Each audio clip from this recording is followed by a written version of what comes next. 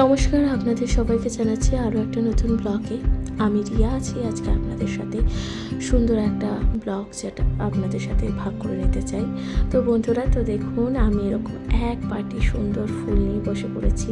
তো আজকে এই ফুলেরই মালা গাঁথতে বসেছি, স্পেশালি কেতকী ফুলের মালা।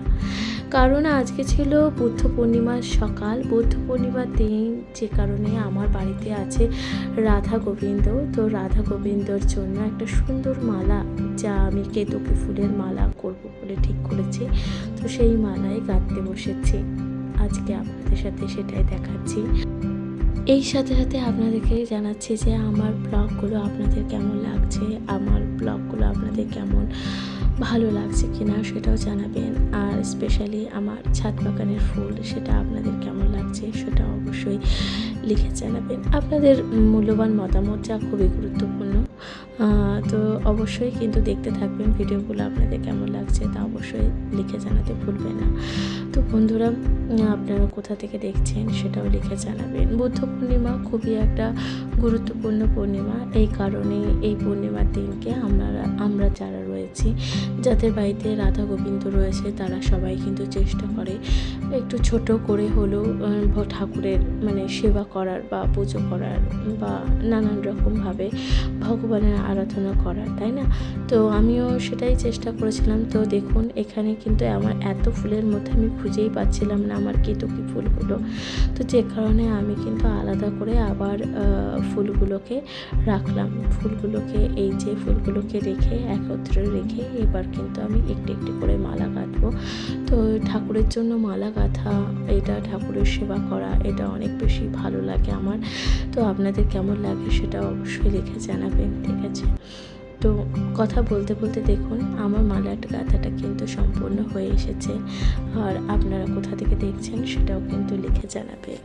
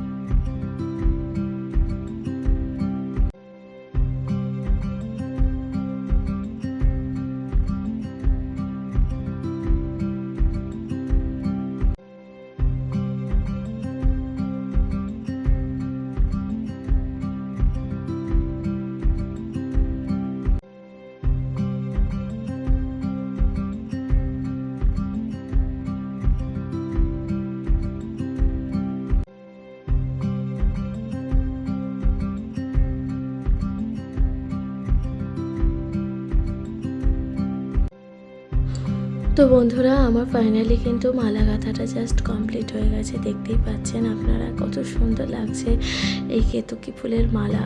আর এর কিন্তু খুব সুন্দর একটা গন্ধ আছে, যে গন্ধটা কিন্তু অনেক বেশি সুন্দর।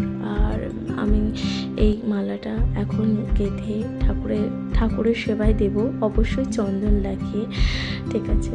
তো দেখুন কত সুন্দর মালাটা আমার গাঁথা হয়ে গেল, পুরো রেডি। এটা কিন্তু সম্পূর্ণ ঠাকুরের সেবায় দেব।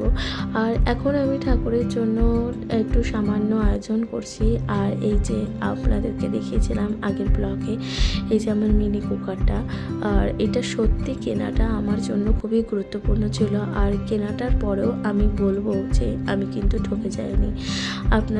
আপনারা চাইলেও এটা কিন্তু কিনতে পারেন, কারণ এটা খুবই সুন্দর একটা প্রোডাক্ট।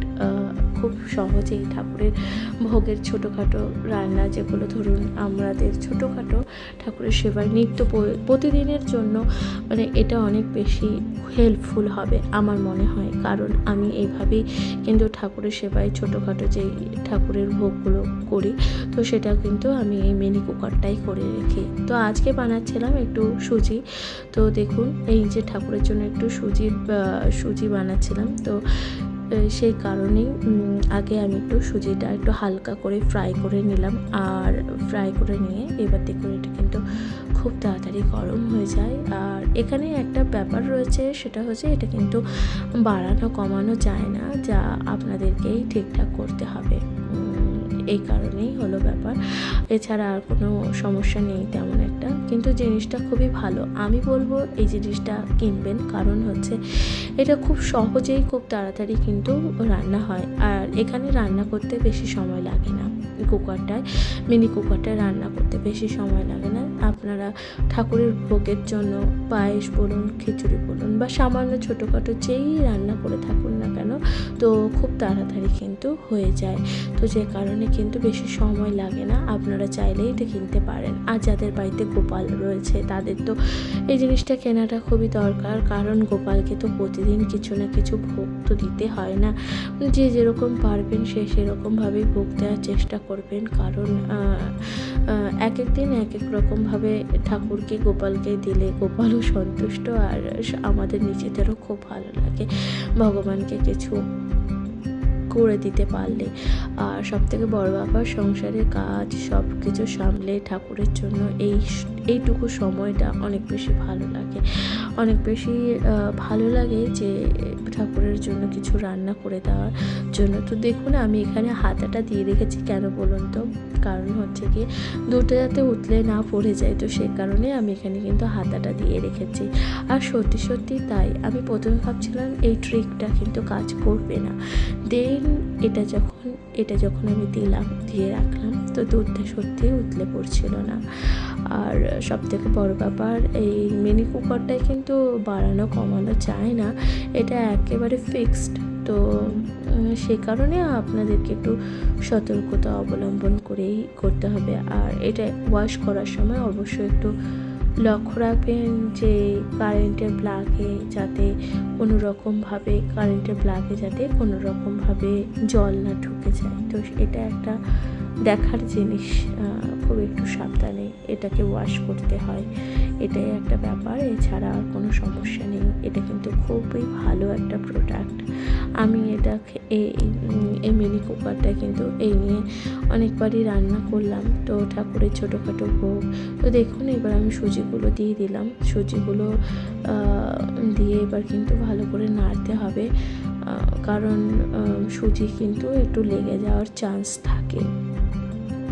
যে কারণেই আমি হাতাটা দিয়ে বারবার করে নাড়তে লাগছিলাম, কারণ যদি নাড়াটা আমি থামিয়ে দিই না, তাহলে কিন্তু এটা লেগে যাবে। আর লেগে গেলে কিন্তু একটা বাজে গন্ধ বেরোবে। আর ঠাকুরের ভোগে কিন্তু কোনো রকম পোড়া খাবার বা পোড়া জিনিস দেওয়া যায় না, এটা তো আপনারা সবাই জানেনই। আর সবথেকে বড় ব্যাপার এটা হচ্ছে কি, এই রাইস কুকারটা কিন্তু বাইরেটা হিট হয় না, মানে আউটসাইড যেটা আছে না, সেখানটা হিট হয় না, এর ভেতরটা খুব গরম হয়, যে কারণে খুব তাড়াতাড়ি রান্না হয়ে যায়। তো দেখতেই পাচ্ছেন আমার সুজিটা হয়ে গেছে, আর কি ফোটা ফুটছিল, কি ছিটছিল, যে কারণে আমি এই ঢাকনাটা দিতে বাধ্য হলাম। আর এই সময় কিন্তু আমি একেবারে বন্ধ করে দিয়েছি, মানে কারেন্টের প্লাগটা অফ করে দিয়েছিলাম, সুইচটা অফ করে দিয়েছিলাম। তো এটা অটোমেটিক নিচের মনেই হয়ে গেছে। তো এখন আমি চিনিটা দিয়ে দেবো, চিনিটা দিয়ে ভালো করে নেড়ে চেড়ে নেবো, কারণ এটা অনেক বেশি হিট থাকে, ভেতরটা না অনেক বেশি হিট থাকে, যে কারণে আমাকে আরেকবার মানে অন করতে হয়নি। তো এটা অটোমেটিক এই যে নাড়তে নাড়তে হয়ে গেছে। আর আমি যদি এটা নাড়ানোটা যদি থামিয়ে দিই তো এটা কিন্তু লেগে যাবে সম্পূর্ণ। তো এটাকে খুব সুন্দর করে নেড়েই যেতে হবে, কারণ না নাড়লে এটা লেগে যাবে। দেখতেই পাচ্ছেন আপনারা কত সুন্দরভাবে এটা গাঢ় হয়ে গেছে, মানে সুজিটা কিন্তু অনেক সুন্দরভাবে গাঢ় হয়ে গেছে, একদম পুরো ক্ষীর মতন হয়ে গেছে। ঠিক আছে, তো আমাদের ঠাকুরের ভোগের কিন্তু সুজি একেবারে রেডি হয়ে গেছে। তো আপনাদের কেমন লাগছে ব্লগটা অবশ্যই লিখে জানাতে ভুলে যাবেন না।